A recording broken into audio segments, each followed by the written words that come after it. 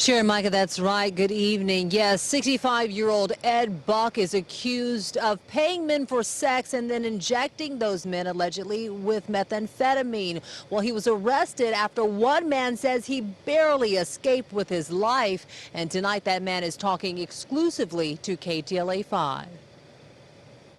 It's been a hard road trying to just, keep my head above water.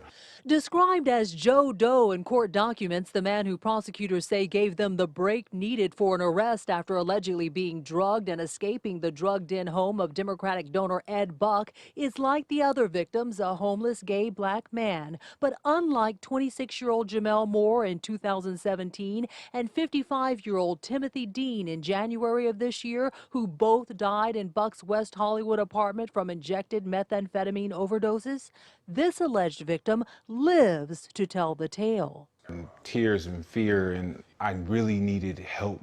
The 37-year-old found himself drugged in Buck's apartment on September 11th, he says, fighting to escape Buck and sought help from the sheriff's department. At that moment, I could breathe for a second and tell somebody that, I'm alive. And that was the most relieving moment out of everything.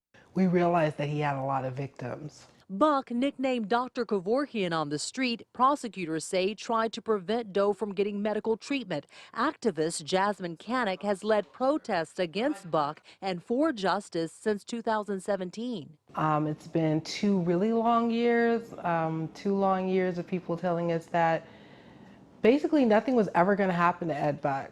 Today it feels really good to know that he's off the street and he's behind bars.